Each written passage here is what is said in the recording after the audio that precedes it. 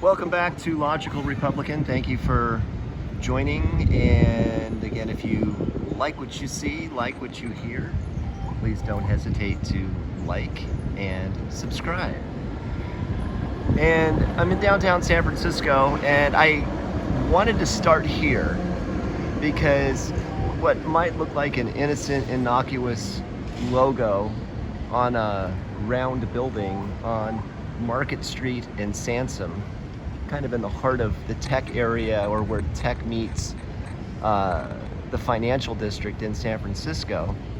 SVB stands for Silicon Valley Bank.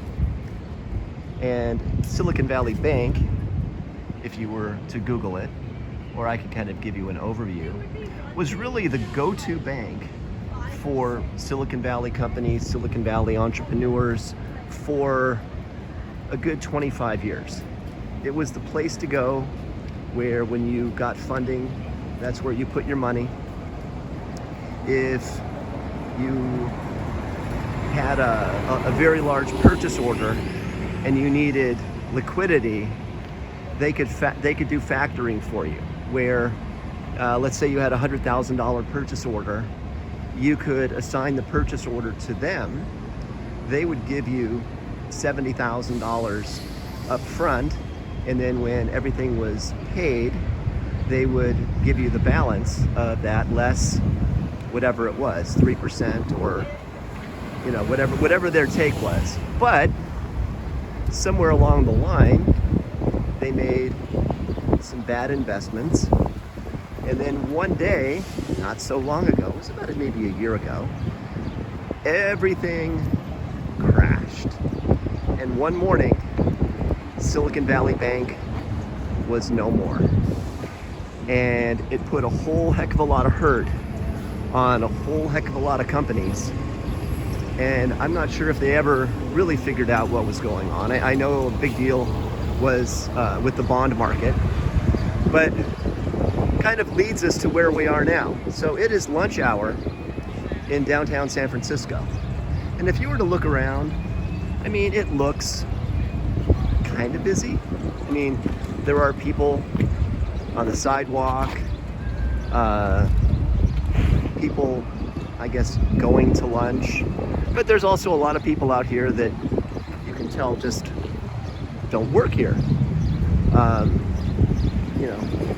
People on their bikes, or this gentleman up here with his backpack rubbing his face. And this is kind of the state of what we have now in downtown San Francisco, is maybe 10% of what it was foot traffic wise, restaurant business wise, office occupancy wise. It's just really gone to hell. Here is a perfect illustration. The good old big red bus. The tourist bus takes you around San Francisco that is 90% empty. So on Market Street, just for a little bit of perspective, about 10 blocks behind me, you have companies like Twitter, Yelp, Uber, Lyft, Square, major Silicon Valley companies that are headquartered just literally a half a mile down the block, that I'm sure you've heard of. And a beautiful little plaza here that is empty. I'm coming up down here on where Salesforce.com is, where Autodesk is, and where a bunch of other companies are or were, that really just don't have that many people in the office anymore. Right here is a branch of Wells Fargo, and I believe there's another financial institution right down here as well. And this was kind of ground zero for, if you remember, the whole Occupy Wall Street movement a number of years ago, where everybody was protesting Wall Street and their greed. And so there was this huge encampment right up here. And it went on for a good block. And there were people out here and they had signs and they had banners. And in reality, it was essentially a homeless encampment, because this is where all the homeless people came, because they knew they would get fed. They knew they would get medical attention. They knew that there was sanitation where they could use the bathroom and they could take a shower. And they just hung out and grabbed a sign, and we're now a part of Occupy Wall Street in San Francisco. And again, like all of these other protests, it just kind of evaporates, goes away, and nobody cares.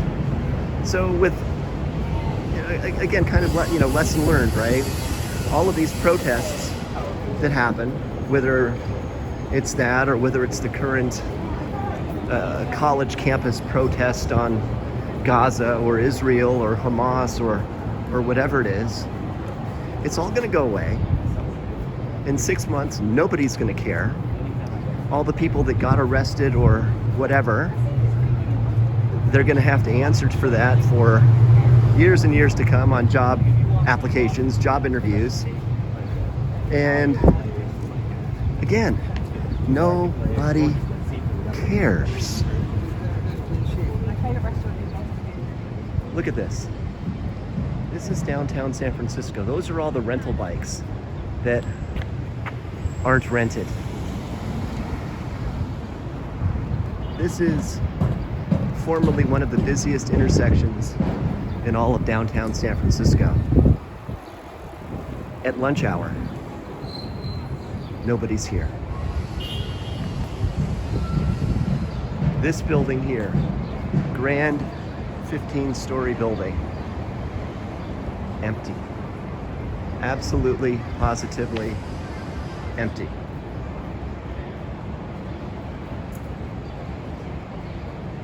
Now, what are the causes? Well, okay, the pandemic, right? Gavin shut down the state of California, so everybody stayed home. Then the workers got entitled. Well, why do I have to come to the office? I can work from home. I can work in my pajamas. I can work with my dog in my lap. I can not work at all, and how the heck are you gonna know? Because the only way that you would know is if I have a deadline. And when companies made the workers come back into the office, like Elon Musk or Google or Apple, suddenly they're the bad guy because they want accountability from their employees.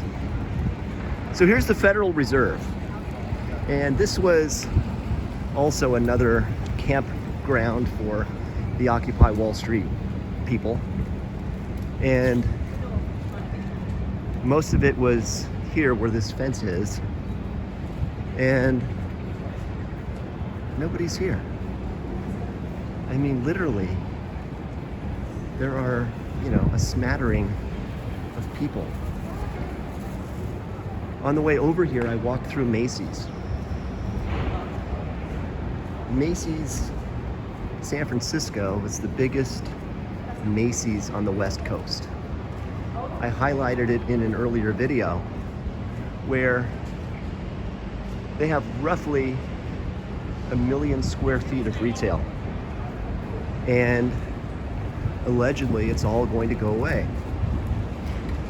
I walked through the basement, or the lower level, and the first floor where the cosmetics, the perfume, the cologne, the polo shop, all of their high dollar, high margin product is. There were more workers on the floor, more clerks than there were customers. The clerks were just standing around, leaning on counters, looking at their phones to pass the time.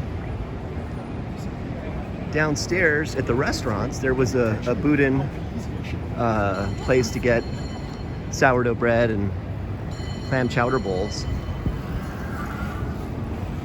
There were more people making bread than there were buying bread.